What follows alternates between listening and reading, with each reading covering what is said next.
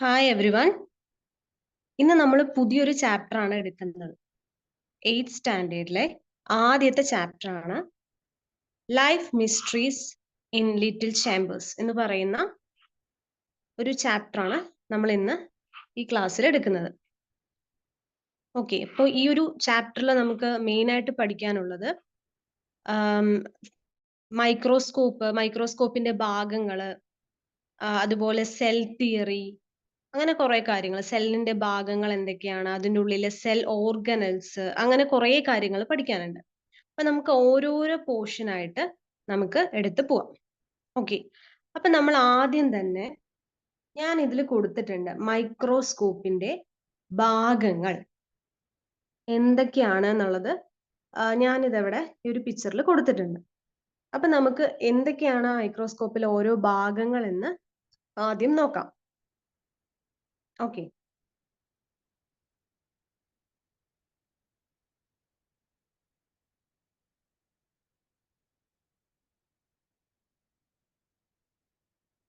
ഇതിൽ കാണുന്നുണ്ട് I Ps lens എന്ന് പറഞ്ഞിട്ട്. ആദ്യത്തെ ഭാഗം ഐ പീസ് ലെൻസ് ആണ്.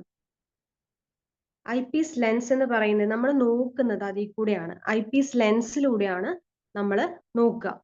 ഓക്കെ, പിന്നെ വരുന്നത് ബോഡി ട്യൂബ് എന്ന് പറയുന്ന ഭാഗമാണ്. അത് നിങ്ങൾ പഠിക്കേണ്ട ആവശ്യമില്ല. ബോഡി ട്യൂബ് നിങ്ങൾ നോക്കണ്ട, നിങ്ങൾക്ക് അത് ആ ഭാഗമൊന്നും പഠിക്കാനില്ല. ജസ്റ്റ് നിങ്ങൾ മനസ്സിലാക്കി വെച്ചാൽ മതി. ഓക്കെ, ഐ പീസ് ലെൻസ് ആദ്യത്തെ ഐ പീസ് ലെൻസ് ആണ്. പിന്നെ ബോഡി ട്യൂബ് ജസ്റ്റ് ഓർത്ത് വെച്ചാൽ മാത്രം മതി.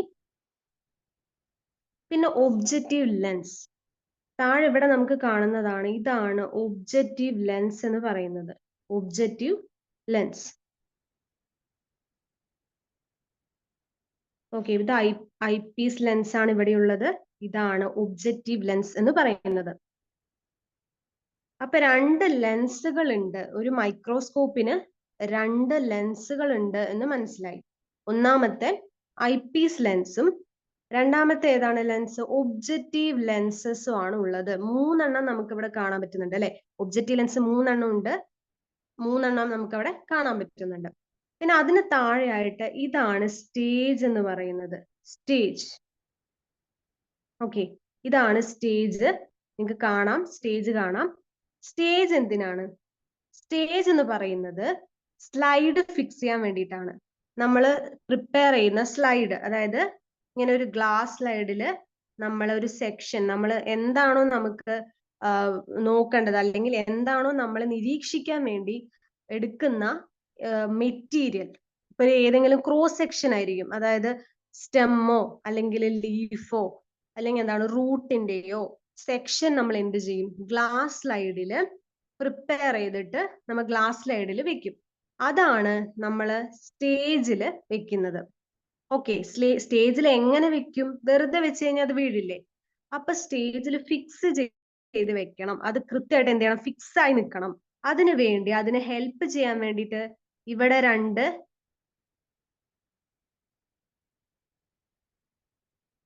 എന്തുണ്ട്? ഇവിടെ രണ്ട് ക്ലിപ്സ് ഉണ്ട്, കണ്ടോ? ഇവിടെ രണ്ട് ക്ലിപ്പുകൾ ഉണ്ട്. ആ ക്ലിപ്പുകൾ എന്ത് ചെയ്യും? സ്റ്റേജില് ആ ഗ്ലാസ് സ്ലൈഡിനെ സ്റ്റേജില് കൃത്യമായിട്ട് ഫിക്സ് ചെയ്ത് നിർത്തിക്കും. അതിനാണ് അവിടെ രണ്ട് ക്ലിപ്സ് ഉള്ളത്. സ്റ്റേജിൽ എന്തുണ്ട്? രണ്ട് ക്ലിപ്പുകൾ ഉണ്ട്. ആ ക്ലിപ്പുകളാണ് ഈ ഗ്ലാസ് സ്ലൈഡിനെ സ്റ്റേജില് ഫിക്സ് ചെയ്ത് നിർത്തുക. ഓക്കെ, അതുവരെ മനസ്സിലായില്ലേ? ഇനി ഇതിന്റെ താഴെയായിട്ട് ഒരു മിറർ നിങ്ങൾക്ക് കാണാം. കാണുന്നുണ്ടല്ലോ മിറർ? ഇതാ ഒരു മിറർ. സ്റ്റേജിന്റെ തൊട്ട് താഴെ നിങ്ങൾക്ക് ഒരു മിറർ കാണാം. അതേപോലെ സ്റ്റേജിന്റെ ഇവിടെയായിട്ട് ഒരു സംഭവം കാണുന്നുണ്ട്. ഇതിൽ മാർക്ക് ചെയ്തിട്ടില്ല. അതെന്താണെന്നറിയോ? കണ്ടൻസർ എന്ന് പറയും. കണ്ടൻസർ ഞാൻ ഇവിടെ എഴുതാം. കണ്ടൻസർ.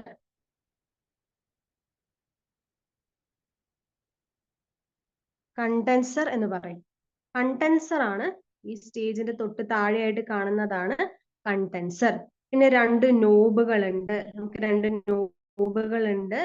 ഒരു rough focusing knob, fine focusing knob എന്നൊക്കെയാണ് അതിന് പറയാ. പക്ഷെ നിങ്ങൾ അതിന് ജസ്റ്റ് നോബുകൾ എന്ന് മാത്രം പഠിച്ചാൽ മതി. നോബുകളാണ് അത്. എന്തിനാണ് നോബുകൾ? നോബുകള് ഫോക്കസ് ചെയ്യിപ്പിക്കാനാണ് നോബുകള്. എന്തിനാണ് നോബുകള്?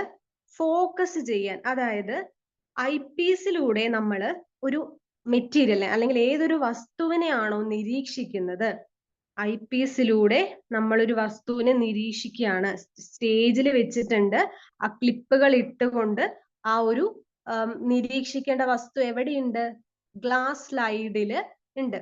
അപ്പൊ അത് നമ്മൾ ഐ പീസിലൂടെ നിരീക്ഷിക്കുകയാണ്. ആ നിരീക്ഷിക്കുന്ന സമയത്ത് ഒബ്ജക്റ്റീവ് ലെൻസിനെ ഫോക്കസ് ചെയ്യിപ്പിക്കാൻ, ഒബ്ജക്റ്റീവ് ലെൻസിനെ ഫോക്കസ് ചെയ്യിപ്പിക്കാൻ നമ്മളെ ഹെൽപ്പ് ചെയ്യുന്ന, നമ്മളെ സഹായിക്കുന്നത് എന്താണ്? ഈ നോബുകളാണ്. ഈ നോബുകൾ ഉപയോഗിച്ചിട്ടാണ് നമ്മൾ ഫോക്കസ് ചെയ്യുക. അതാണ് നോബുകളുടെ ഒരു ഫങ്ഷൻ എന്ന് പറയുന്നത്. സോ രണ്ട് ലെൻസുകൾ ഉണ്ട്. രണ്ട് ലെൻസാണ്, ഐ പീസ് ലെൻസും ഒബ്ജക്റ്റീവ് ലെൻസും ആണ് ഉള്ളത്. നോബുകൾ സൈഡിലായിട്ട് നോബുകൾ ഉണ്ടെന്ന് മനസ്സിലായി. സ്റ്റേജ് എന്ന് പറയുന്നത് സ്ലൈഡിനെ ഫിക്സ് ചെയ്ത് നിർത്താൻ, ഫിക്സ് ചെയ്ത് വെക്കാനായിട്ട് സഹായിക്കുന്ന ഒരു അതാണ് സ്റ്റേജ് എന്ന് പറയുന്നത്. അതാണ് അതിന്റെ ഫംഗ്ഷൻ എന്ന് പറയുന്നത്. ഈ സ്ലൈഡുകളിലെ ക്ലിപ്പ് ഉപയോഗിച്ച് അതെന്ത് ചെയ്യുന്നു? ഫിക്സ് ചെയ്ത് വെക്കുന്നു. സ്റ്റേജിന് തൊട്ട് താഴെയായി ഒരു കണ്ടൻസർ ഉണ്ട്. കണ്ടൻസറിന്റെ ഫംഗ്ഷൻ എന്താണെന്ന് അറിയണം നമുക്ക്. അതേപോലെ മിറർ എന്തിനാണ് എന്നുള്ളതും നമ്മൾ നോക്കണം. അപ്പൊ ഇത്ര മനസ്സിലായില്ലേ? ജസ്റ്റ് ഒരു എന്താണ് മൈക്രോസ്കോപ്പ് എന്ന് പറയുന്നതിന്റെ എന്തൊക്കെ ഭാഗങ്ങളാണ് ഉള്ളത് എന്ന് മനസ്സിലാക്കി വെക്കുക. ഈ ഒരു പിക്ചർ നിങ്ങളുടെ മനസ്സിൽ വേണം. അതിലൊരു ഹാൻഡിൽ എന്ന് പറയുന്ന ഒരു ഭാഗം കൂടി കൊടുത്തിട്ടുണ്ട്. ഹാൻഡിൽ എന്ന് പറയുന്നത് ജസ്റ്റ് ഈ ഒരു ഭാഗം, ഹാൻഡിൽ എന്ന് പറയുന്നത്, ഈ ഒരു ഹാൻഡിൽ ഉപയോഗിക്കുന്നത് ജസ്റ്റ് പിടിക്കാൻ വേണ്ടിയിട്ടുള്ളത്. അതായത് അത് മൈക്രോസ്കോപ്പ് ഒക്കെ എടുത്തുകൊണ്ട് വെക്കാനും അതിനൊക്കെ സഹായിക്കുന്ന ഒരു ഭാഗം എന്നുള്ള രീതിയിൽ അതേ ഉള്ളൂ. അത് വലിയ ഇമ്പോർട്ടന്റ് ഒന്നും അല്ല. നിങ്ങൾ മെയിൻ ആയിട്ട് ഓർത്തു വെക്കേണ്ട ഭാഗങ്ങൾ എന്ന് പറയുന്നത് eyepiece lens, objective lens, stage clips, condenser, mirror, അതുപോലെ നോബ്. ഇത്രയും കാര്യങ്ങളാണ് നിങ്ങൾ ഓർത്തു വെക്കേണ്ടത്. ഓക്കെ,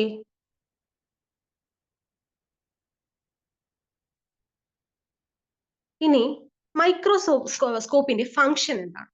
ഒരു മൈക്രോസ്കോപ്പിന്റെ ഫംഗ്ഷൻ എന്ന് പറഞ്ഞു ചോദിച്ചാൽ നിങ്ങൾ എന്ത് പറയും? ഒബ്ജക്റ്റിനെ മാഗ്നിഫൈ ചെയ്യാനാണ് എന്ന് പറയും, അല്ലെ? മാഗ്നിഫൈ ചെയ്യാന്ന് പറഞ്ഞ എന്താ? സൂം ചെയ്ത് നോക്കുക എന്ന് വേണമെങ്കിൽ നമുക്ക് പറയാം. മാഗ്നിഫിക്കേഷൻ ഗ്ലാസിനെ കുറിച്ചിട്ടൊക്കെ നിങ്ങൾ കേട്ടിട്ടുണ്ട്. എന്താണ് മാഗ്നിഫിക്കേഷൻ ഗ്ലാസ് എന്ന് പറയുന്നത്? ഭൂത കണ്ണാടി, അല്ലെ? അതെന്താ ചെയ്യുക? ചെറിയൊരു വസ്തുവിനെ വലുതാക്കി കാണിക്കുന്നു. അത് തന്നെയാണ് മൈക്രോസ്കോപ്പും ചെയ്യുന്നത്. ചെറിയൊരു കുഞ്ഞു വസ്തുവിനെ നമ്മൾ നന്നായിട്ട് സൂം ചെയ്ത് അതിൻ്റെ ഉള്ളിലത്തെ കാര്യങ്ങളൊക്കെ നമുക്ക് വ്യക്തമായിട്ട് കാണിച്ചു തരുന്നതാണ് മൈക്രോസ്കോപ്പ് എന്ന് പറയുന്നത്. ഇപ്പൊ നിങ്ങളൊരു ചെറിയൊരു റൂട്ട് എടുത്തു, ഒരു വേരെടുത്തു. ആ വേരിനെ നമ്മൾ എന്ത് ചെയ്തു? കുഞ്ഞു കുഞ്ഞു കഷ്ണങ്ങളാക്കി മുറിച്ച് അതിനെ നമ്മൾ, അത് കുറച്ച് കാര്യങ്ങളൊക്കെ പ്രോസസ്സൊക്കെ ഉണ്ട്. നമ്മൾ എന്നിട്ട് അത് ഗ്ലാസ് സ്ലൈഡിൽ വെച്ചു എന്ന് വിചാരിക്കാം.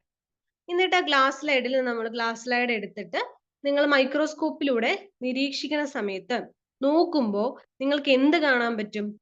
ആ ഒരു സ്റ്റെമ്മിന്റെ ഉള്ളിൽ അല്ലെങ്കിൽ റൂട്ടിലെ ഉള്ളിൽ എന്തൊക്കെ കാര്യങ്ങളാണ് ഉള്ളത്? ശരിക്കും നമുക്കൊരു അതിശയമായിരിക്കും.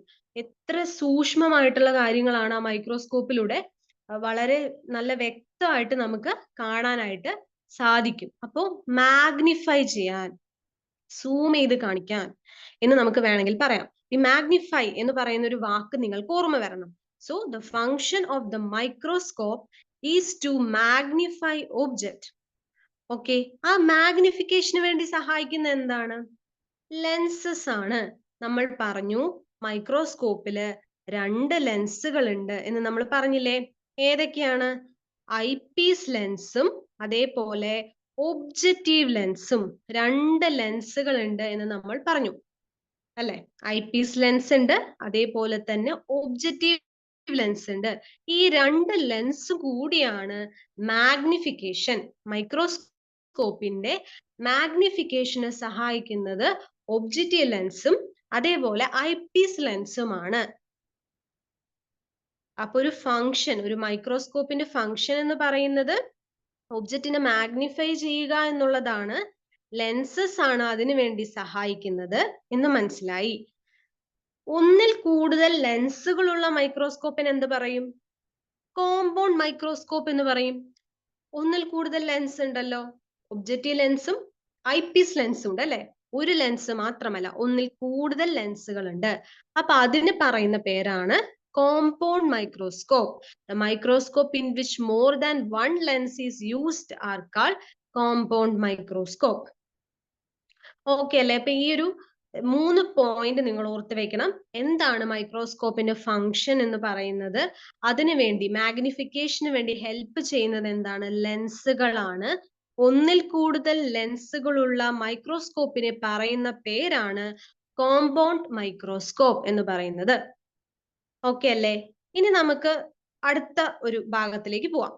അടുത്ത ഭാഗം എന്ന് പറഞ്ഞ മൈക്രോസ്കോപ്പിന്റെ വേറൊരു പാർട്ട്, അതാണ് മിറർ. ഓക്കെ, അപ്പൊ എന്തിനാണ് മിറർ സഹായിക്കുന്നത് എന്ന് നമുക്ക് നോക്കാം. നിങ്ങളൊന്ന് ചിന്തിച്ചു നോക്കുക. മാഗ്നിഫിക്കേഷന് സഹായിക്കുന്നത് ലെൻസ് ആണ് എന്ന് നിങ്ങൾ പറഞ്ഞു. ഒബ്ജക്റ്റീവ് ലെൻസും ഐപീസ് ലെൻസും കൂടി ചേർന്നുകൊണ്ട് കുഞ്ഞതായിട്ടുള്ള ഒരു സാധനത്തിന് വലുതാക്കി കാണിക്കുന്നു എന്ന് പറഞ്ഞു. അതാണ് മൈക്രോസ്കോപ്പിന്റെ ഫംഗ്ഷൻ എന്ന് പറയുന്നത്. അതിന് നമുക്ക് ലെൻസുകൾ സഹായിക്കുന്നുണ്ട്. നിങ്ങൾ ഒരു ഇരുട്ടുള്ള റൂമിൽ പോയിട്ട് മൈക്രോസ്കോപ്പില് എന്തായാലും മൈക്രോസ്കോപ്പ് മാഗ്നിഫൈ ചെയ്യുമല്ലോ. നിങ്ങൾ ഇരുട്ടുള്ള റൂമിൽ പോയിട്ട് നോക്കുകയാണ്, ആ ഒബ്ജക്റ്റിനെ നോക്കുകയാണ്. അത് എത്രത്തോളം മാഗ്നിഫൈ ചെയ്യും, എത്രത്തോളം അത് നന്നായി വ്യക്തമായി കാണാൻ പറ്റുമെന്ന് നിങ്ങൾ നോക്കുകയാണ്. നിങ്ങൾക്ക് വല്ലതും കാണൂ? ഇല്ല അല്ലെ? എന്തുകൊണ്ടാണ്? അതെ, അവിടെ ലൈറ്റ് ഇല്ല. അവിടെ ഒരു ലൈറ്റിന്റെ സോഴ്സ് ഇല്ല. ലൈറ്റ് ഇല്ലാതെ നമുക്ക് പ്രകാശമില്ലാതെ നമുക്ക് കാണുമോ? ഇല്ല. അപ്പൊ ലൈറ്റ് എന്ന് പറയുന്ന സോഴ്സ് എവിടെ നിന്ന് കിട്ടുന്നു എന്നുള്ളതാണ് അടുത്ത ചോദ്യം. അപ്പോ ഒരു മൈക്രോസ്കോപ്പില് എങ്ങനെയാണ് ലൈറ്റ് കിട്ടുന്നത് എന്ന് നോക്കാം. അതിന് വേണ്ടിയാണ് നമ്മൾ എന്ത് ചെയ്യുന്നത്? ഒരു മൈക്രോസ്കോപ്പിൽ ഒരു മിറർ ഫിക്സ് ചെയ്തിട്ടുള്ളത്. ഒരു മിറർ ഉണ്ട്. അത് എങ്ങനെയാണ് ആ മിറർ ഉള്ളത്? ഒരു മെറ്റാലിക് റിങ്ങിലാണത്. നിങ്ങൾക്ക് ഇതിൽ ഈ പിക്ചറിൽ നോക്കുമ്പോൾ കാണാൻ സാധിക്കും. ഒരു മെറ്റാലിക് റിങ്ങിലാണ് എന്ത് ചെയ്തിരിക്കുന്നത്? മിറർ ഫിക്സ് ചെയ്തിരിക്കുന്നത് ഒരു മെറ്റാലിക് റിങ്ങിലാണ്. Okay, the part fixed below the stage is to reflect light on the material to be observed. This arrangement, which is fixed in a metallic ring, has two planes. അതായത് ഈ metallic റിങ്ങില് നമ്മൾ ഈ മിററിനെ fix ചെയ്തിട്ടുണ്ട്. അങ്ങനെ ഈ fix ചെയ്ത മിററില് രണ്ട് ഭാഗമുണ്ട്. അതായത് രണ്ട് മിറേഴ്സ് ആണ്. ഈ ഒരൊറ്റ മിററിൽ തന്നെ രണ്ട് മിറർ ഉണ്ട്. ഒരു ഭാഗം പ്ലെയിൻ മിററും അതേപോലെ പ്ലെയിൻ മിററിന്റെ അടിവശം എന്താണ്? കോൺകേവ് മിറർ എന്ന് പറയും. പ്ലെയിൻ മിററും ഉണ്ട്, അതേപോലെ അടിവശം എന്താണ്? കോൺകേവ് മിറർ ആണ്. ഓക്കെ, എന്തിനാണ് പ്ലെയിൻ മിറർ? പ്ലെയിൻ മിറർ എന്ന് പറയുന്നത് സൺലൈറ്റിനെ റിഫ്ലക്ട് ചെയ്യാനാണ് പ്ലെയിൻ മിറർ ഉള്ളത്. അതേപോലെ കോൺകേവ് മിററോ ആർട്ടിഫിഷ്യൽ ലൈറ്റിനെ റിഫ്ലക്ട് ചെയ്യാൻ. അപ്പോ മിററിൽ തന്നെ രണ്ട് മിറർ ആണ് അതിൽ ഒന്നിൽ തന്നെ ഉള്ളത്. ഒന്ന് വന്നിട്ട് പ്ലെയിൻ മിററും അടിയിൽ വന്നിട്ട് എന്താണ്? കോൺകേവ് മിററുമാണ് ഉണ്ടാവുക. അപ്പൊ ഒരു ലൈറ്റ് എന്ന് പറയുന്നത് പ്രൊവൈഡ് ചെയ്യുന്നത് മൈക്രോസ്കോപ്പിൽ ലൈറ്റ് എന്ന് പറയുന്ന സോഴ്സ് പ്രൊവൈഡ് ചെയ്യുന്നത് ത്രൂ മിററിലൂടെയാണ്. അതൊരു മെറ്റാലിക് റിങ്ങിലാണ് ഉള്ളത്. അതിന് രണ്ട് വശമുണ്ട്. ഒന്ന് പ്ലെയിൻ മിററും മറ്റേത് കോൺകേവ് മിററുമാണ്. സൺലൈറ്റിനെ റിഫ്ലക്ട് ചെയ്യാനായിട്ട് പ്ലെയിൻ മിറർ സഹായിക്കുന്നു.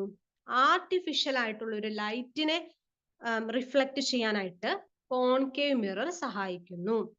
അപ്പൊ നമ്മളിപ്പോ പറഞ്ഞു മാഗ്നിഫിക്കേഷന് സഹായിക്കുന്നത് ലെൻസുകളാണ്.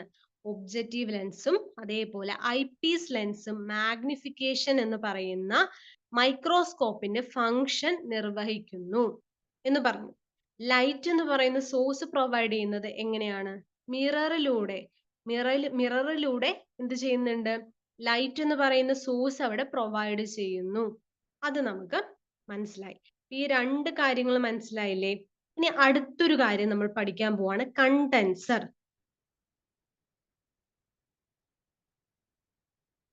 ഇതാണ് കണ്ടൻസർ. നമ്മൾ സ്റ്റേജിന് തൊട്ട് താഴെയായിട്ട് കണ്ടില്ലേ? ഞാൻ ഒന്നും കൂടി ആ പിക്ചർ കാണിച്ചു തരാം. സ്റ്റേജിന് തൊട്ട് താഴെ.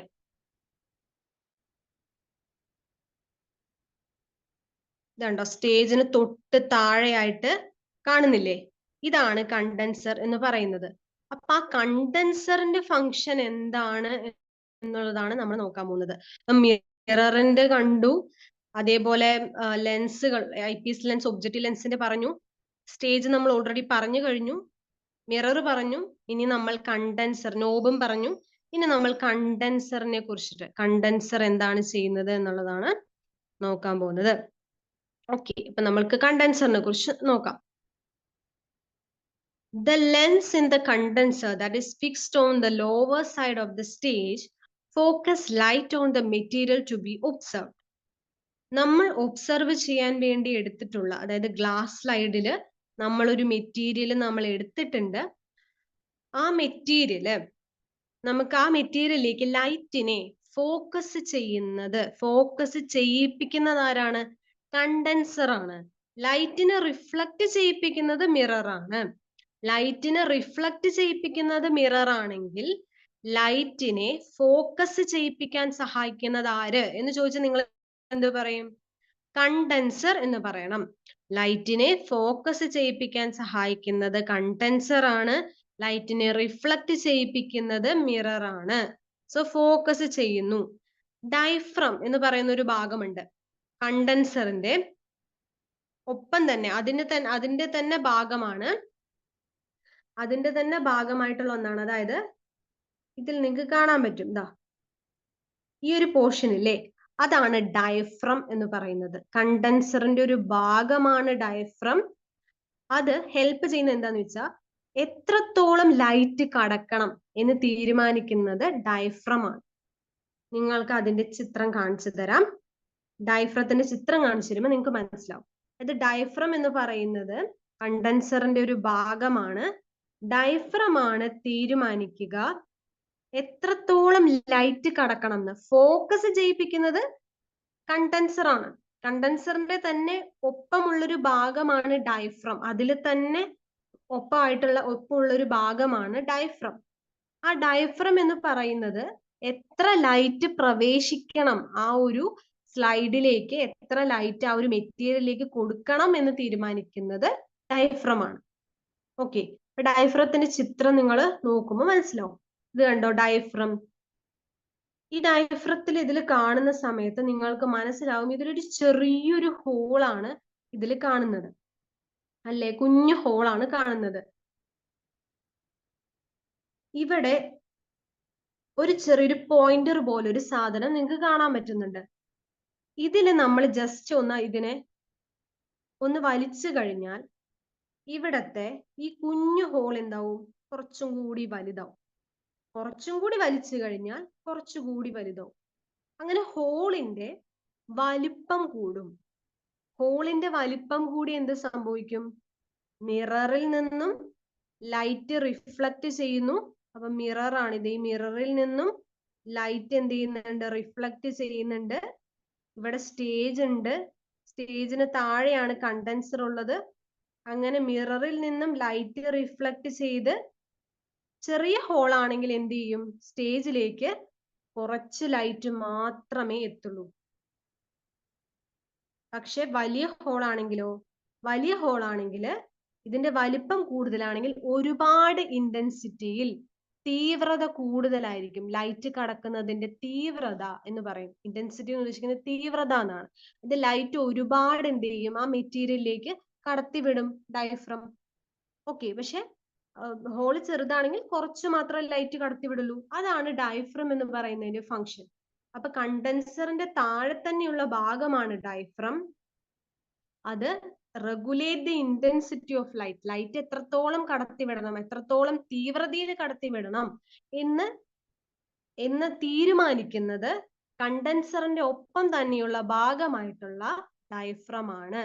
അപ്പൊ കണ്ടൻസർ ലൈറ്റിനെ ഫോക്കസ് ചെയ്യിപ്പിക്കുന്നു. ഡയഫ്രം എത്ര തീവ്രതയിൽ ലൈറ്റ് പാസ് ചെയ്യണം, ലൈറ്റ് എത്ര തീവ്രതയിൽ ആ മെറ്റീരിയലിലേക്ക് കൊടുക്കണം എന്ന് തീരുമാനിക്കുന്നത് ഡയഫ്രം ആണ്. ഓക്കെ, അപ്പൊ ലെൻസുകൾ എന്ന് പറയുന്നത് മാഗ്നിഫിക്കേഷനെ സഹായിക്കുന്നു. അതേപോലെ ലൈറ്റ് എന്ന് പറയുന്നത് റിഫ്ലക്ട് ചെയ്യാൻ സഹായിക്കുന്നത് മിറർ ആണ്. മിറർ ഉണ്ട് ലൈറ്റ് റിഫ്ലക്ട് ചെയ്യാൻ. ലൈറ്റിനെ ഫോക്കസ് ചെയ്യാൻ കണ്ടൻസർ ഉണ്ട്. ഇനി ലൈറ്റിന്റെ എത്രത്തോളം ഇന്റൻസിറ്റിയിൽ ലൈറ്റ് ആ മെറ്റീരിയലിലേക്ക് പോണം എന്ന് തീരുമാനിക്കുന്നത് എന്താണ്? ഡയഫ്രം ആണ്. അപ്പൊ ഇത്രയും ഭാഗങ്ങൾ മനസ്സിലായല്ലോ. ഇത്രയും ഭാഗങ്ങൾ മനസ്സിലായി കഴിഞ്ഞാൽ ഒരു എന്താണ് മെയിൻ ആയിട്ടുള്ള ഭാഗങ്ങളെല്ലാം മൈക്രോസ്കോപ്പിന്റെ മെയിൻ ഭാഗങ്ങളൊക്കെ നിങ്ങൾക്ക് മനസ്സിലായി എന്നാണ് അർത്ഥം. ഇത്ര വരെ ഓക്കെ ആണെന്ന് വിചാരിക്കുന്നു. ഡയഫ്രത്തിനെ പറ്റി നമ്മൾ പറഞ്ഞു. ഇനി ഒരു 2 ചോദ്യങ്ങള് നിങ്ങളുടെ ടെക്സ്റ്റ് ബുക്കിലുണ്ട്. ഇത്രയും പഠിച്ചു കഴിഞ്ഞാൽ നിങ്ങൾക്ക് ഇതിനുള്ള ഉത്തരം കണ്ടെത്താൻ സാധിക്കും. നിങ്ങൾക്ക് അറിയാം already. Why is mirror fixed in a microscope? എന്തിനാണ് മിറർ? നമ്മൾ ഓൾറെഡി പറഞ്ഞു മിറർ എന്തിനാണ്? ലൈറ്റിനെ റിഫ്ലക്ട് ചെയ്യാനാണ് നമുക്ക് മിറർ ആവശ്യമായിട്ടുള്ളത്. So to reflect light to the object, അതിനാണ് മിറർ മൈക്രോസ്കോപ്പിൽ നമ്മൾ എന്തിരിക്കുന്നത് ഫിക്സ് ചെയ്തിട്ടുള്ളത്. Why do we use a slide made of glass to place the material to be observe? നമ്മൾ എന്തിനാണ് ഗ്ലാസ് കൊണ്ട് സ്ലൈഡ് ഉണ്ടാക്കിയിരിക്കുന്നത്? എന്തിനാണ് ഗ്ലാസ് കൊണ്ട് സ്ലൈഡ് ഉണ്ടാക്കിയിരിക്കുന്നത്? നിങ്ങൾക്ക് എല്ലാവർക്കും അറിയാം, ഗ്ലാസ്സിലൂടെ, ഗ്ലാസ് എന്ന് പറയുന്നത് എന്താണ്? ട്രാൻസ്പെറന്റ് ആണ് അല്ലെ? അതായത് ലൈറ്റിനെ കടത്തിവിടുന്ന ഒരു ഒബ്ജക്റ്റ് ആണ് ഗ്ലാസ് എന്ന് പറയുന്നത്. അപ്പൊ ഗ്ലാസ്സിലൂടെ ലൈറ്റ് കടന്നു പോയാൽ മാത്രമല്ലേ നമുക്ക് ഒബ്ജക്റ്റ് അല്ലെങ്കിൽ ആ ഒരു മെറ്റീരിയൽ കാണുള്ളൂ. ഈ ഗ്ലാസ് സ്ലൈഡില് നമ്മൾ വെച്ചിട്ടുള്ള ഫിക്സ് ചെയ്തിട്ടുള്ള മെറ്റീരിയൽ, അതായത് ഇപ്പൊ റൂട്ട് ആണെങ്കിലും അല്ലെങ്കിൽ ഒരു സ്റ്റെം ആണെങ്കിലും എന്തോ ആയിക്കോട്ടെ, അതിന് നമ്മൾ ചെറിയൊരു ക്രോസ് സെക്ഷൻ എടുത്ത് വെച്ചിരിക്കുകയാണ്. അതിലൂടെ ലൈറ്റ് കടന്നു പോയാൽ മാത്രമേ നമുക്ക് എന്ത് ചെയ്യാൻ പറ്റുള്ളൂ? നമുക്ക് വിസിബിൾ ആവുള്ളൂ. അല്ലെങ്കിൽ ഡാർക്ക് ആയിരിക്കുന്ന സമയത്ത് നമുക്കത് കാണാൻ പറ്റുമോ? ഇല്ല. അപ്പൊ അതിനു വേണ്ടിയാണ് ഗ്ലാസ് കൊണ്ട് ഉണ്ടാക്കിയ സ്ലൈഡാണ് നമ്മൾ എന്തിനു വേണ്ടി ഉപയോഗിക്കുന്നത്? വുഡ്. എന്തുകൊണ്ട് വുഡ് ഉപയോഗിച്ചില്ല? വുഡ് ആണെങ്കിൽ കടത്തിവിടുമോ? ഇല്ല, ലൈറ്റ് ഒരിക്കലും കടത്തിവിടില്ല അല്ലെ? അപ്പൊ നമുക്ക് സ്ലൈഡിലുള്ള ആ ഒരു മെറ്റീരിയൽ, ആ വസ്തുവിനെ എന്ത് ചെയ്യാൻ പറ്റില്ല? കാണില്ല. അതുകൊണ്ട് നമ്മൾ ഗ്ലാസ് ഉപയോഗിക്കുന്നു. സോ ദാറ്റ് എന്താണ്? The light can pass through it. എന്നാൽ മാത്രമേ നമുക്ക് മെറ്റീരിയലിനെ കാണാൻ പറ്റുള്ളൂ. എന്നാലും നമുക്ക് മെറ്റീരിയൽ ഒബ്സർവ് ചെയ്യാനായിട്ട് സാധിക്കുള്ളൂ. ഓക്കെ അല്ലേ? ഇപ്പൊ ഈ 2 ക്വസ്റ്റ്യൻ നിങ്ങൾ ജസ്റ്റ് നിങ്ങളുടെ ഒരു ടെക്സ്റ്റിലുണ്ട്. നിങ്ങൾ ഇത്രയും കാര്യങ്ങൾ മനസ്സിലാക്കിയാൽ ഇത് നിങ്ങൾക്ക് തനിയെ നിങ്ങൾക്ക് ആൻസർ എഴുതാനായിട്ട് സാധിക്കും. ഇനി മാഗ്നിഫിക്കേഷൻ പവർ എന്ന് പറയുന്ന ഒരു ഭാഗമാണ്. നമ്മൾ പറഞ്ഞു ലെൻസുകളാണ് മാഗ്നിഫിക്കേഷന് സഹായിക്കുന്നത് എന്ന് നമ്മൾ പറഞ്ഞു അല്ലെ? ഏതൊക്കെ ലെൻസുകൾ പറഞ്ഞ? ഐ പീസ് ലെൻസും ഒബ്ജക്റ്റീവ് ലെൻസുമാണ് മാഗ്നിഫിക്കേഷന് സഹായിക്കുന്നത് എന്ന് പറഞ്ഞു. അപ്പൊ അടുത്തൊരു ടേം ആണ് മാഗ്നിഫിക്കേഷൻ പവർ എന്ന് പറയുന്നത്. നിങ്ങൾക്ക് ഇതിൽ എഴുതിയിട്ടുള്ള ഈ ഒരു നമ്പേഴ്സ് കാണാൻ പറ്റുന്നുണ്ടാവും. 10x എന്നാണ് ഐ പീസിൽ എഴുതിയിരിക്കുന്നത്. ഇതില് പലതരത്തിലുള്ള പവറിലും ഉണ്ട്. 40, 60, 100, 20 ഇതൊക്കെയാണ് ഒബ്ജക്റ്റീവ് ലെൻസിന്റെ മാഗ്നിഫൈങ് പവർ എന്ന് പറയുന്നത്. അപ്പൊ ഐ പീസിന് ഒരു മാഗ്നിഫൈങ് പവർ ഉണ്ട്, അതേപോലെ ഒബ്ജക്റ്റീവ് ലെൻസിന് ഒരു മാഗ്നിഫൈങ് പവർ ഉണ്ട്. അതായത് മാഗ്നിഫൈങ് പവർ എന്ന് പറഞ്ഞാൽ ഉദ്ദേശിക്കുന്നത് എന്താണ്? എത്രത്തോളം അത് സൂം ചെയ്ത് കാണാൻ സാധിക്കുന്നു എന്ന് അങ്ങനെ ആലോചിച്ചാൽ മതി. എത്രത്തോളം അത് നന്നായിട്ട് സൂം ചെയ്ത് അതിന്റെ ഉള്ളിലത്തെ കാര്യങ്ങളൊക്കെ വ്യക്തമായിട്ട് കാണാൻ സഹായിക്കുന്നു എന്നുള്ളതാണ്. അപ്പോ മാഗ്നിഫിക്കേഷൻ പവർ എന്ന് പറയുന്നത് ഈ ഐ പീസിലുള്ള ഈ ഒരു ലെറ്റർ ഇത് കാണുന്നില്ലേ, നമ്പർ കാണുന്നില്ലേ, 10x എന്ന് പറയുന്നത്, അതും അതേപോലെ ഒബ്ജക്റ്റീവ് ലെൻസിൽ ഇപ്പൊ നമുക്ക് ഇതിൽ 40 എടുക്കുകയാണെങ്കിൽ ഈ 40 എന്ന് പറയുന്ന ആ ഒരു നമ്പറും ഇത് രണ്ടിന്റെയും മൾട്ടിപ്ലൈ ചെയ്ത നമ്പറാണ് അതിന്റെ മാഗ്നിഫിക്കേഷൻ പവർ എന്ന് പറയുന്നത്. അതായത് ഇതിലിപ്പോ 10 ഉണ്ട്, ഐ പീസിൽ 10 ഉണ്ട്. നമ്മളിപ്പോ 40 ആണ് ഒബ്ജക്റ്റീവ് ലെൻസിന്റെ എടുത്തു എന്ന് വെക്കുക, അതിന്റെ 40.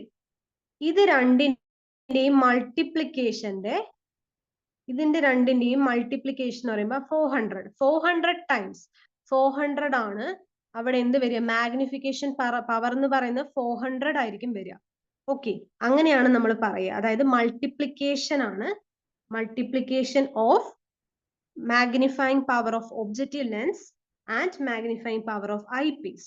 ഐ പീസിന്റെയും ഒബ്ജക്റ്റീവ് ലെൻസിന്റെയും രണ്ടിന്റെയും അതിൽ വരുന്ന എന്താ നമ്പേഴ്സിനെ, ആ നമ്പേഴ്സ് ആണ് അതിന്റെ മാഗ്നിഫൈങ് പവർ എന്ന് പറയുന്നത്. ആ നമ്പേഴ്സിന്റെ മൾട്ടിപ്ലിക്കേഷൻ, അതിന്റെ മൾട്ടിപ്ലിക്കേഷൻ ആണ്, അതിലൂടെയാണ് നമുക്ക് മാഗ്നിഫൈങ് പവർ എന്ന് നമ്മൾ പറയുക. അതിൽ സെന്റൻസിൽ പറയുകയാണെങ്കിൽ magnification power of a microscope is the result of multiplying the numbers seen in the objective lens and the eyepiece. ഐ പീസിലെയും ഒബ്ജക്റ്റീവ് ലെൻസിലും കാണുന്ന നമ്പേഴ്സിനെ മൾട്ടിപ്ലൈ ചെയ്താൽ കിട്ടുന്നതാണ് ഒരു മൈക്രോസ്കോപ്പിന്റെ മാഗ്നിഫിക്കേഷൻ പവർ എന്ന് പറയുന്നത്. ഓക്കെ, ഇപ്പൊ ഞാൻ ഓൾറെഡി പറഞ്ഞു, അതിൽ ഐ പീസിലാണെങ്കിൽ 10x എന്നാണ് എഴുതിയിരിക്കുന്നത്. ഇനി ഈ ഒരു ഒബ്ജക്റ്റീവ് ലെൻസിലാണെങ്കിൽ പലതരത്തിലുള്ള പവർ ഉണ്ട്. അപ്പൊ ഇതിലെ ഐ പീസിലെ 10x അതിൽ 40 കൂടി ഇൻഡു ചെയ്തിട്ട് കിട്ടുന്നതാണ് ആ ഒരു മൈക്രോസ്കോപ്പിന്റെ മാഗ്നിഫിക്കേഷൻ പവർ എന്ന് പറയുന്നത്. ഇപ്പൊ നമ്മൾ 10x ആണ് മൈക്രോസ്കോപ്പിൽ 10x ആ പവർ ആണ് ഉപയോഗിച്ചത്. ഒബ്ജക്റ്റീവ് ലെൻസ് ഉപയോഗിച്ചത് 40 ആണ് എന്ന് വിചാരിക്കുക. അപ്പൊ അതിന്റെ മാഗ്നിഫിക്കേഷൻ പവർ നിങ്ങളോട് ചോദിച്ചു എന്ന് പറഞ്ഞാൽ നിങ്ങൾ എന്ത് ചെയ്യണം, ഐ പീസിന്റെ ആ നമ്പർ എന്താണ് അതിൽ എഴുതിയിരിക്കുന്നത് നോക്കുക. അപ്പൊ നിങ്ങൾക്ക് 10x എന്ന് കിട്ടി. ഇനി നിങ്ങൾ ഒബ്ജക്റ്റീവ് ലെൻസിന്റെ പവർ എന്താണ് എഴുതിയിരിക്കുന്നത് നോക്കി. അപ്പൊ അതിൽ 40 എന്ന് കണ്ടു. അപ്പൊ നിങ്ങൾ രണ്ടും കൂടി ഇൻഡു ചെയ്തു, 40 × 10. അത് കിട്ടുന്ന ആൻസർ ആയിരിക്കും എന്ത്, ആ മൈക്രോസ്കോപ്പിന്റെ മാഗ്നിഫിക്കേഷൻ പവർ എന്ന് പറയുന്നത്. ഓക്കെ അല്ലേ?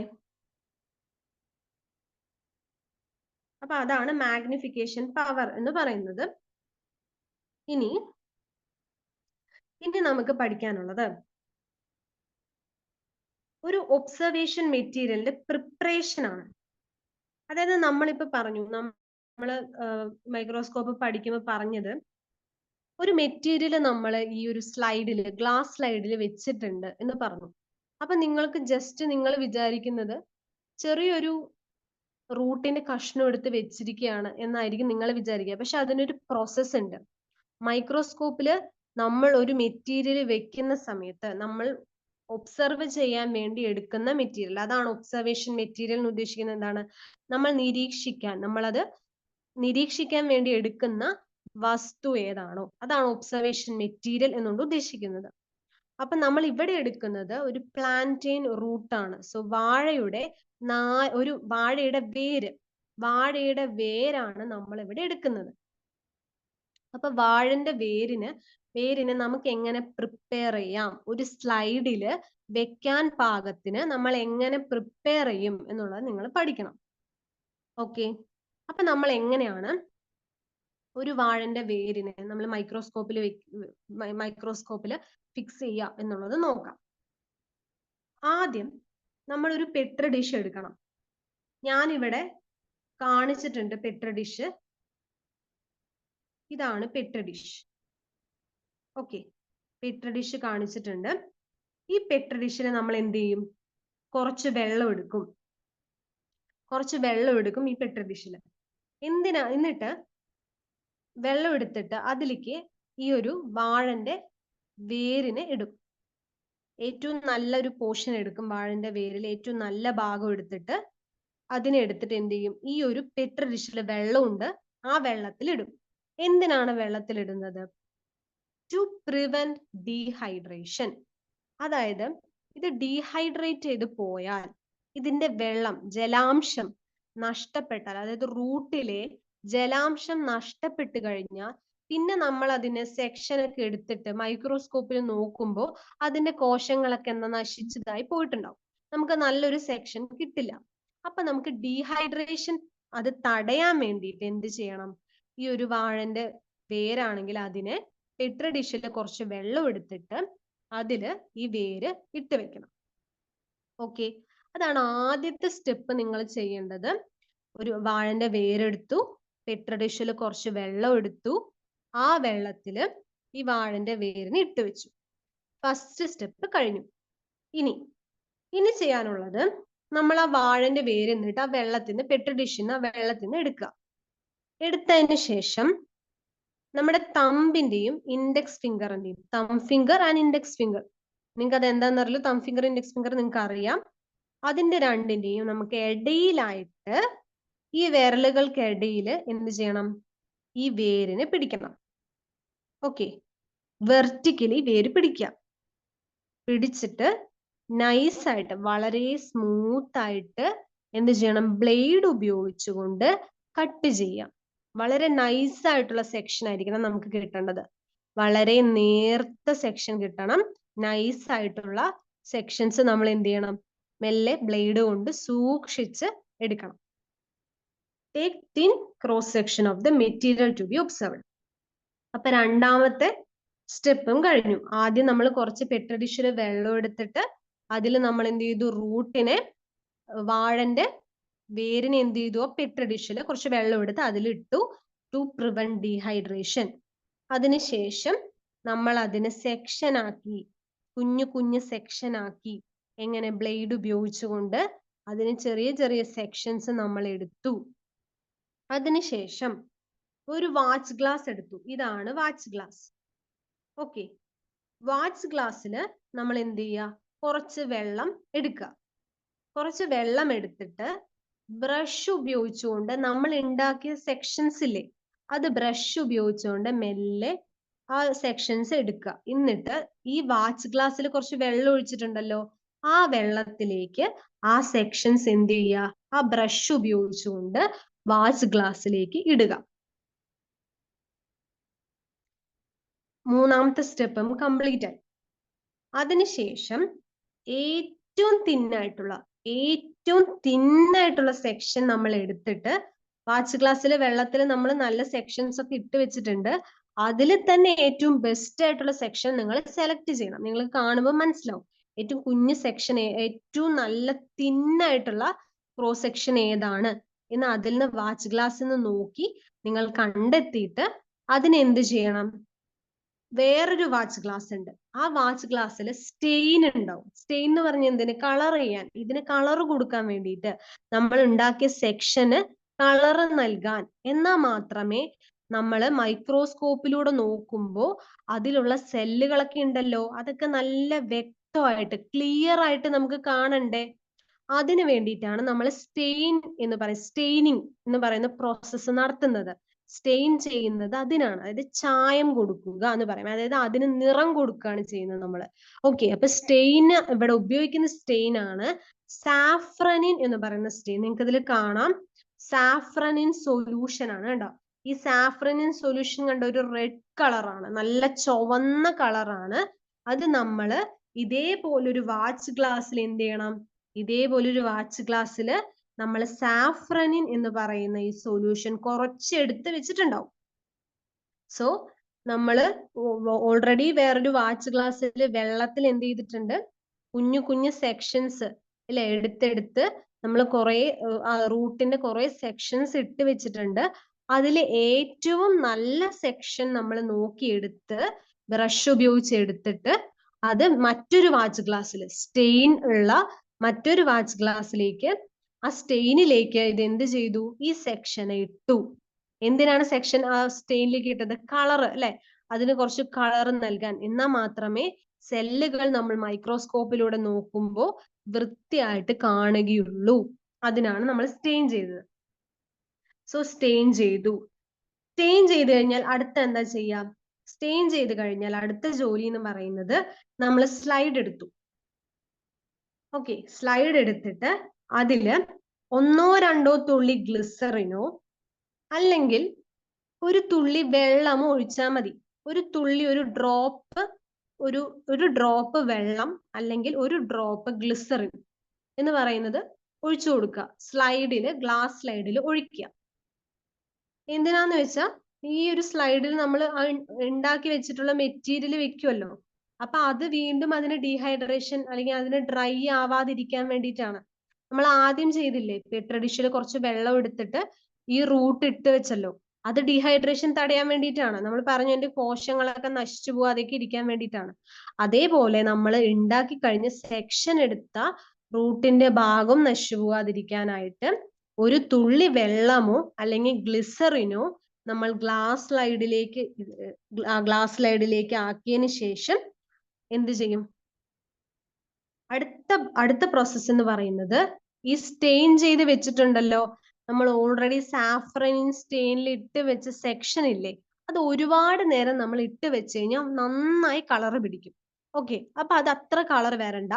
അപ്പൊ അതിനു വേണ്ടി നമ്മൾ ആ സ്റ്റെയിനിൽ ഇട്ട് വെച്ചിട്ടുള്ള ആ സെക്ഷൻ എന്ത് ചെയ്യും? അതിനെ നല്ല വെള്ളത്തില്, ക്ലീൻ ആയിട്ടുള്ള വെള്ളത്തിൽ എന്ത് ചെയ്യും? ഒന്നും കൂടി ഒന്ന് വാഷ് ചെയ്യും. നന്നായിട്ട് വാഷ് ചെയ്തെടുക്കും.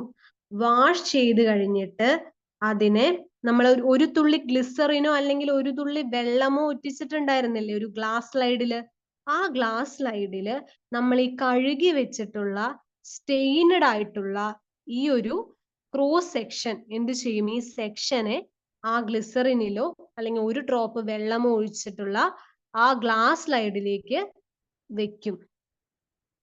ഗ്ലാസ് സ്ലൈഡിലേക്ക് വെച്ചതിന് ശേഷം അതിനൊരു പ്രൊട്ടക്ഷൻ, ഒന്നും കൂടി അതിനൊന്ന് പ്രൊട്ടക്ട് ചെയ്യാൻ വേണ്ടി നമ്മൾ എന്ത് ചെയ്യും?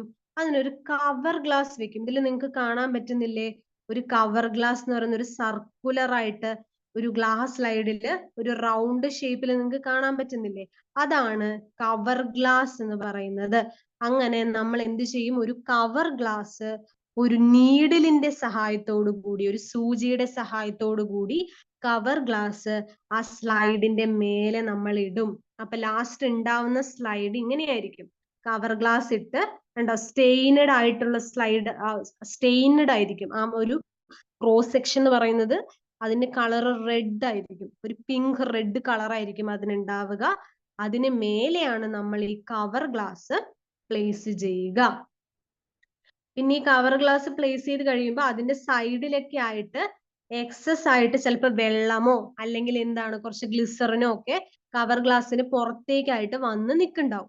അതെന്ത് ചെയ്യുക? ഒരു ടിഷ്യൂ ഉപയോഗിച്ചുകൊണ്ട് അല്ലെങ്കിൽ ഒരു തുണി ഉപയോഗിച്ചുകൊണ്ട് നിങ്ങൾ മെല്ലെ ആ ഒരു സൈഡിലുള്ള വെള്ളമോ ഗ്ലിസറിനോ ഒക്കെ ഒന്ന് തുടച്ച് വൃത്തിയാക്കുക. പ്രത്യേകിച്ച് സൂക്ഷിക്കണം, ആ ഗ്ലാസ് സ്ലൈഡ് നമ്മൾ ചെറിയൊരു അതായത് ഈ കവർ ഗ്ലാസ് ഇടില്ലേ, ഈ കവർ ഗ്ലാസ് ഇടുന്ന സമയത്ത് അതിലെ എയർ ബബിൾ ഒന്നും ഫോം ചെയ്യാതിരിക്കാൻ വേണ്ടി സൂക്ഷിക്കണം. മെല്ലെ പതിയെ മാത്രമേ നമ്മൾ കവർ ഗ്ലാസ് അതിൽ ഇടാൻ പറ്റുള്ളൂ. സോ ഇങ്ങനെയാണ് നമ്മൾ ഒരു മെറ്റീരിയല്, നമ്മൾ ഒബ്സർവേഷൻ മെറ്റീരിയൽ ഉണ്ടാക്കുന്നത്. ഒബ്സർവേഷൻ മെറ്റീരിയൽ എന്ന് പറയുമ്പോൾ നമ്മൾ മൈക്രോസ്കോപ്പിൽ വെച്ച് നിരീക്ഷിക്കാൻ വേണ്ടി എടുക്കുന്ന മെറ്റീരിയൽ. അപ്പൊ നിങ്ങൾക്ക് ആദ്യം പറഞ്ഞു തന്നു, മൈക്രോസ്കോപ്പിൽ സ്റ്റേജ് പറയുമ്പോൾ സ്റ്റേജിൽ ക്ലിപ്പുകൾ ഉണ്ട്. ആ ക്ലിപ്പുകളിൽ നമ്മൾ ഈ സ്ലൈഡ് വെക്കുന്നുണ്ട്, ആ സ്ലൈഡിൽ മെറ്റീരിയൽ ഉണ്ട് എന്ന് പറയുമ്പോൾ നിങ്ങൾക്ക് അതിന്റെ ഒരു എങ്ങനെയാണ് ആ മെറ്റീരിയൽ, എങ്ങനെയാണ് അതിൽ വെക്കുക എന്നൊക്കെ നിങ്ങൾക്ക് ഒരു കൺഫ്യൂഷൻ ഉണ്ടാവും. പക്ഷെ ഇപ്പൊ അത് മാറിയിട്ടുണ്ടാവും അല്ലെ? എങ്ങനെയാണ് ആ മെറ്റീരിയൽ പ്രിപ്പയർ ചെയ്യുക എന്നുള്ളതാണ് ഈ ഒരു സ്റ്റേജസിലൂടെ നിങ്ങൾക്ക് പറഞ്ഞു തന്നത്. ഓക്കെ അല്ലേ?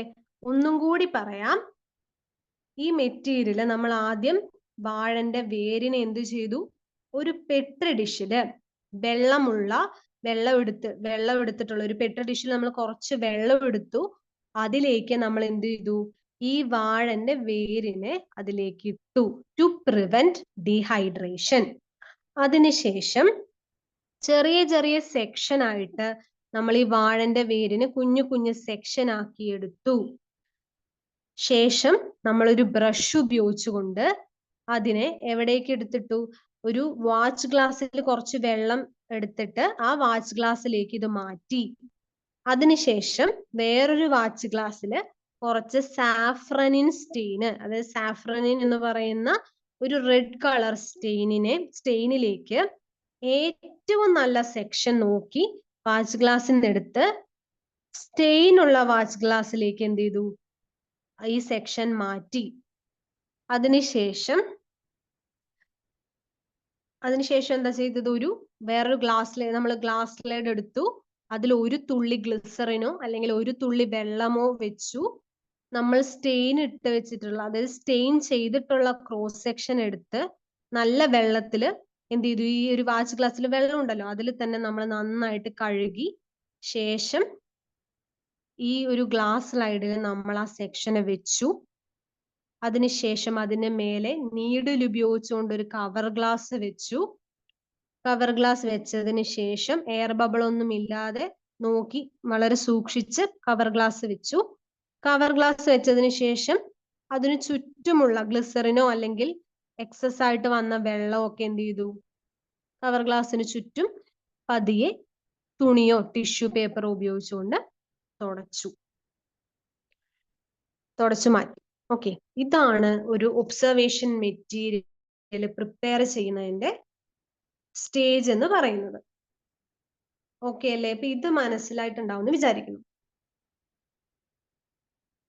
ഇനി ഇങ്ങനെയാണ് നമുക്ക് ക്രോസ് സെക്ഷൻ കിട്ടുക. നമ്മളിപ്പോ പ്രിപ്പയർ ചെയ്തില്ലേ, വാഴന്റെ വേരെന്ന് പറഞ്ഞില്ലേ, അത് നമ്മൾ ചെറിയ cross section എടുത്തല്ലോ.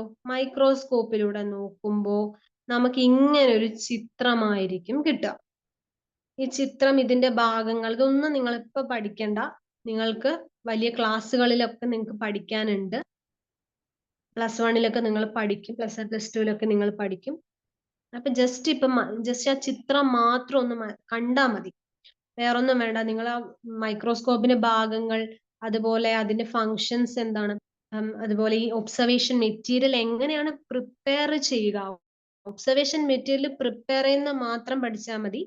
Cross section just ഒന്ന് നിങ്ങളുടെ ടെക്സ്റ്റ് ബുക്കിൽ ഇത് കാണിച്ചിട്ടുണ്ട് ചിത്രം, അതുകൊണ്ട് ഞാനിവിടെ കാണിച്ചു എന്ന് മാത്രം. ഓക്കെ അല്ലേ?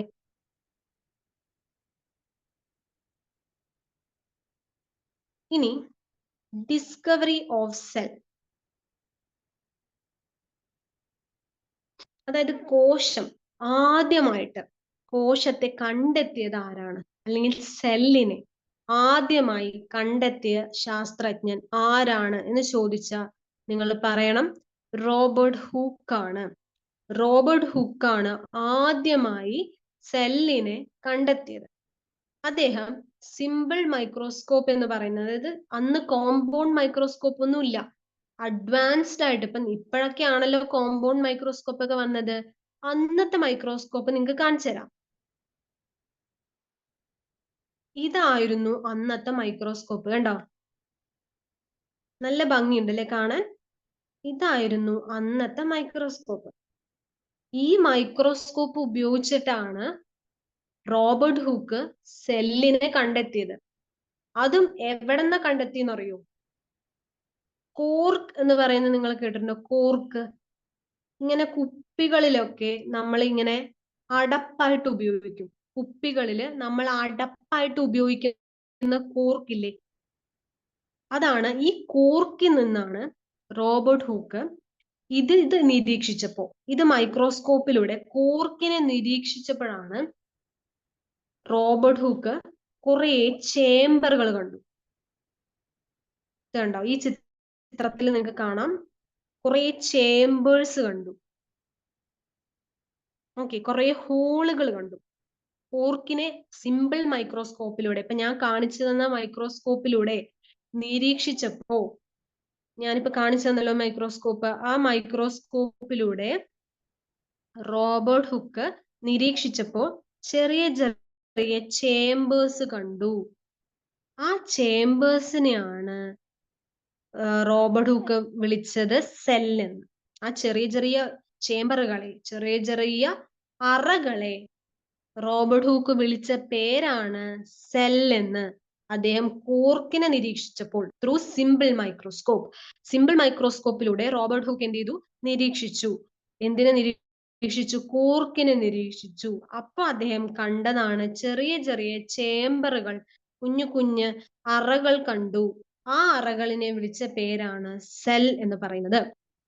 പിന്നീട് സെല്ലിനെ കുറിച്ച്, അല്ലെങ്കിൽ സെല്ലുകളെ കുറിച്ച് കൂടുതലായിട്ടും സെല്ലിനെ കുറിച്ച് പഠിക്കാനായിട്ട് ഒരു ശാഖ തന്നെ ഉണ്ടായി, ഒരു ബ്രാഞ്ച് തന്നെ ഉണ്ടായി. ആ ബ്രാഞ്ച് ഇപ്പൊ എന്താണ്, വളരെയധികം ഡെവലപ്പ് ചെയ്തുകൊണ്ടിരിക്കുകയാണ്. ആ ബ്രാഞ്ച് ആണ് സെൽ ബയോളജി എന്നറിയപ്പെടുന്നത്. സെൽ ബയോളജി എന്ന് പറയുന്ന ഒരു ശാഖ എന്ത് ചെയ്യുന്നുണ്ട്, ഇപ്പോ അത് നന്നായിട്ട് ഡെവലപ്പ് ആയിക്കൊണ്ടിരിക്കുന്നുണ്ട്. സോ ഡിസ്കവറി ഓഫ് സെൽ എന്ന് പറയുന്ന ആദ്യം റോബർട്ട് ഹുക്ക് ആണ് കണ്ടെത്തിയത്.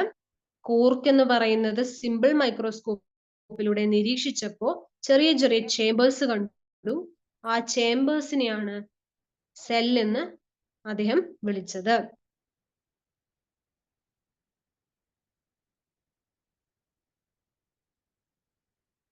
ഇനി സെൽ ബയോളജിയിലെ, അതായത് സെൽ ബയോളജിയുടെ ചരിത്രത്തിലെ നാഴികക്കല്ലുകൾ എന്ന് പറയാം, കുറെ കണ്ടെത്തലുകൾ നടത്തിയ ശാസ്ത്രജ്ഞന്മാരെ കുറിച്ചിട്ടാണ് പറയുന്നത്.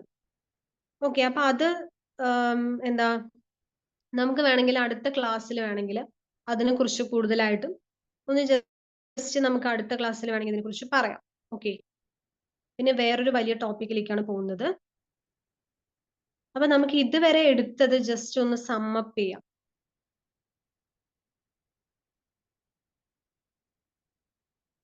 മൈക്രോസ്കോപ്പിന്റെ ഭാഗങ്ങളാണ് ആദ്യം പറഞ്ഞിട്ടുണ്ടായിരുന്നത് അല്ലെ? Microscope, parts of microscope. എന്തൊക്കെയായിരുന്നു പാർട്സ് മൈക്രോസ്കോപ്പിന്റെ? ഒബ്ജക്റ്റീവ് ലെൻസ് ഉണ്ട്, ഐപീസ് ലെൻസ് ഉണ്ട്, സ്റ്റേജ് ഉണ്ട്, കണ്ടൻസർ ഉണ്ട്, പിന്നെ നോബുകൾ ഉണ്ട്, മിറർ ഉണ്ട് അല്ലെ? ഇത്രയും ഭാഗങ്ങളാണ് നമ്മൾ പരിചയപ്പെട്ടത് ഈ ഒരു ചാപ്റ്ററിലൂടെ. Eyepiece lens, objective lens, stage, mirror, knob, condenser. ഇത്രയും കാര്യങ്ങൾ, ഇതെല്ലാം നിങ്ങൾ നിങ്ങളുടെ നോട്ടിൽ എഴുതണം. എന്തെല്ലാം ഭാഗങ്ങളാണ് ഒരു മൈക്രോസ്കോപ്പിനുള്ളത് എന്ന് നിങ്ങൾ നിങ്ങളുടെ നോട്ടിൽ അത് എഴുതണം. ഓക്കെ, ഫങ്ഷൻ നമ്മൾ പറഞ്ഞു. മൈക്രോസ്കോപ്പിന് ഫങ്ഷൻ എന്ന് പറയുന്നത് ഒബ്ജക്റ്റിനെ മാഗ്നിഫൈ ചെയ്യാനാണ് എന്ന് നമ്മൾ പറഞ്ഞു. അതിനുവേണ്ടി ലെൻസ് എന്ന് പറയുന്നത് ഇതിനു വേണ്ടിയാണ് ഒബ്ജക്റ്റീവ് ലെൻസും അതേപോലെ തന്നെ ഐപീസ് ലെൻസും ഉള്ളത്. അതായത് മാഗ്നിഫൈ ചെയ്യാൻ സഹായിക്കുന്നു. മൈക്രോസ്കോപ്പിൽ ഒന്നിൽ കൂടുതൽ ലെൻസുകളുള്ള മൈക്രോസ്കോപ്പിനെയാണ് നമ്മൾ കോമ്പൗണ്ട് മൈക്രോസ്കോപ്പ് എന്ന് പറയുക. അതും പറഞ്ഞു. പിന്നെ നമ്മൾ ലൈറ്റിന്റെ അറേഞ്ച്മെന്റ്, എങ്ങനെയാണ് ലൈറ്റ് അറേഞ്ച് ചെയ്തിരിക്കുന്നത് എന്ന് നമ്മൾ പറഞ്ഞു. മിറർ ആണ്, മിറർ വഴിയാണ് ലൈറ്റ് റിഫ്ലക്ട് ചെയ്യുന്നു. മിറർ ഒരു മെറ്റാലിക് റിങ്ങിലാണ് ഫിക്സ് ചെയ്തിട്ടുള്ളത്. മിററിൽ തന്നെ രണ്ട് ഭാഗങ്ങൾ മിററിനുണ്ട്. ഒന്ന് പ്ലെയിൻ ആയിട്ടുള്ള മിറർ ആണെങ്കിൽ മറ്റേത് കോൺകേവ് മിറർ ആണ്. പ്ലെയിൻ മിറർ എന്ന് പറയുന്നത് സൺലൈറ്റിനെ റിഫ്ലക്ട് ചെയ്യാൻ വേണ്ടിയിട്ടാണ് പ്ലെയിൻ മിറർ ഹെൽപ്പ് ചെയ്യുന്നത്. കോൺകേവ് മിറർ എന്ന് പറയുന്നത് ആർട്ടിഫിഷ്യൽ ലൈറ്റ് റിഫ്ലക്ട് ചെയ്യാൻ വേണ്ടിയിട്ടാണ് എന്നും നമ്മൾ പറഞ്ഞു. ഓക്കെ, അതാണ് ലൈറ്റ് എന്ന് പറയുന്നത് റിഫ്ലക്ട് ചെയ്യാൻ വേണ്ടിയിട്ടാണ് നമ്മൾ മിറർ ഉപയോഗിക്കുന്നത്. ഇനി നമ്മൾ കണ്ടൻസർ പറഞ്ഞു. കണ്ടൻസർ എന്ന് പറയുന്നത് ലൈറ്റിനെ ഫോക്കസ് ചെയ്യാൻ വേണ്ടി ഹെൽപ്പ് ചെയ്യുന്നതാണ് കണ്ടൻസർ. കണ്ടൻസറിന്റെ തന്നെ ഭാഗമായിട്ടുള്ള ഡയഫ്രം എന്ന് പറയുന്ന ഭാഗം ലൈറ്റിന്റെ ഇന്റൻസിറ്റി, എത്രത്തോളം തീവ്രതയിൽ ലൈറ്റ് ആ മെറ്റീരിയലിലൂടെ കടക്കണം എന്ന് തീരുമാനിക്കുന്നത് ഡയഫ്രം ആണ് എന്ന് നമ്മൾ പറഞ്ഞു. കണ്ടൻസർ ഫോക്കസ് ചെയ്യാൻ വേണ്ടി ലൈറ്റ്, ഡയഫ്രം എന്ന് പറയുന്നത് ലൈറ്റിന്റെ ഇന്റൻസിറ്റി എത്ര വേണമെന്ന് തീരുമാനിക്കാനും ആണ് ഉള്ളത്. ഞാൻ അത് റിപ്പീറ്റ് ചെയ്ത് പറഞ്ഞുകൊണ്ടിരിക്കുന്നുണ്ട്. എന്നാൽ മാത്രം നിങ്ങൾക്ക് ആ ഭാഗങ്ങളും അതിന്റെ ഫങ്ഷൻസ് ഒന്നും കൂടി അത് മനസ്സിൽ പതിയട്ടെ എന്ന് പറഞ്ഞിട്ടാണ് വീണ്ടും വീണ്ടും വീണ്ടും റിപ്പീറ്റ് ചെയ്ത് പറഞ്ഞുകൊണ്ടിരിക്കുന്നത്. ഓക്കെ, ഡയഫ്രം അതിന്റെ പിക്ചർ ജസ്റ്റ് ഓർത്ത് വെക്കുക. അപ്പൊ ഈ പിക്ചർ ഓർത്ത് കഴിഞ്ഞാൽ നിങ്ങൾക്ക് ഓർമ്മ വരും ഇന്റൻസിറ്റി ഓഫ് ലൈറ്റ്. ലൈറ്റിന്റെ ഇന്റൻസിറ്റിനെ റെഗുലേറ്റ് ചെയ്യാനാണ് നമ്മൾ ഡയഫ്രം എന്ന് പറയുന്ന ഭാഗം, കണ്ടൻസറിന്റെ ഒപ്പം തന്നെ ഡയഫ്രം എന്ന് പറയുന്ന ഭാഗമുള്ളത് എന്ന് നിങ്ങൾക്ക് ഓർമ്മ വരും. പിന്നെ രണ്ട് ക്വസ്റ്റ്യൻസ് നിങ്ങളുടെ ടെക്സ്റ്റിലുള്ള ക്വസ്റ്റ്യൻസ് തന്നെയാണ്. മാഗ്നിഫിക്കേഷൻ പവർ പറഞ്ഞു. ഐപീസിലും അതുപോലെ ഒബ്ജക്റ്റീവ് ലെൻസിലും ഒക്കെ അതിന്റെ power എഴുതിയിട്ടുണ്ടാവും. 10x, 40x, 16x, 100x എന്നൊക്കെ പറഞ്ഞിട്ടായിരിക്കും എഴുതിയിട്ടുണ്ടാവുക. ഒബ്ജക്റ്റീവ് ലെൻസിൽ ഒരുപാട് പവേഴ്സിലുണ്ട്. ഐപീസിൽ ഇപ്പൊ 10x എന്നാണെങ്കിൽ മറ്റേതില് 40x ആണെങ്കിൽ ഇതിന്റെ രണ്ടിനെയും മൾട്ടിപ്ലൈ ചെയ്തിട്ട് കിട്ടുന്ന ആ ഒരു വാല്യൂ ആണ് ഇതിന്റെ മാഗ്നിഫിക്കേഷൻ പവർ എന്ന് പറയുന്നത്. നമ്മൾ ഓൾറെഡി പറഞ്ഞു അല്ലെ? Magnification power of a microscope is the result of multiplying the numbers seen in the objective lens and the eyepiece. പിന്നെ നമ്മളൊരു ഒബ്സർവേഷൻ മെറ്റീരിയൽ എങ്ങനെയാണ് തയ്യാറാക്കുക എന്ന് പറഞ്ഞു. നമ്മൾ ഒബ്സർവ് ചെയ്യേണ്ട മെറ്റീരിയലിനെ നമ്മൾ ഒരു പെട്ര ഡിഷ്, വെള്ളം ഒരു പെട്ര ഡിഷിൽ എടുക്കുന്നു. അതിൽ നമ്മൾ ആ ഒരു റൂട്ട് ഇടുന്നു. നമ്മൾ എന്തിനാണ് ആ റൂട്ട് ഇട്ടത്? ഡീഹൈഡ്രേഷൻ തടയാൻ വേണ്ടി നമ്മൾ റൂട്ട്, അതായത് വാഴന്റെ വേരിനെ എടുത്ത് പെട്ര ഡിഷിൽ ഇട്ടു. അതിനുശേഷം ചെറിയ ചെറിയ സെക്ഷൻസ് അതിനെടുക്കണം. ചെറിയ സെക്ഷൻസ് നമ്മൾ ബ്ലേഡ് കൊണ്ട് സൂക്ഷിച്ച് ചെറിയ ചെറിയ സെക്ഷൻസ് എടുത്തു. ശേഷം ഒരു ബ്രഷ് കൊണ്ട് വാച്ച് ഗ്ലാസ്സിൽ കുറച്ച് വെള്ളം എടുക്കുക. അതിലേക്ക് ഈ ബ്രഷ് ഉപയോഗിച്ചുകൊണ്ട് സെക്ഷൻസിനെ വാച്ച് ഗ്ലാസ്സിലേക്ക് ഇട്ടു. അതിനുശേഷം എന്താണ്, വേറൊരു വാച്ച് ഗ്ലാസ്സിൽ കുറച്ച് സ്റ്റെയിൻ എടുക്കുക. സാഫ്രനിൻ എന്ന് പറയുന്ന സ്റ്റെയിൻ ആണ് നമ്മൾ ഇവിടെ ഉപയോഗിച്ചിട്ടുള്ളത്. സോ സാഫ്രനിൻ എന്ന് പറയുന്ന സ്റ്റെയിൻ നമ്മൾ വാച്ച് ഗ്ലാസ്സിൽ എടുത്തു.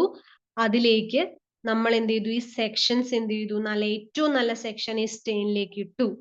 അടുത്ത നമ്മളൊരു സ്ലൈഡ് എടുത്തു.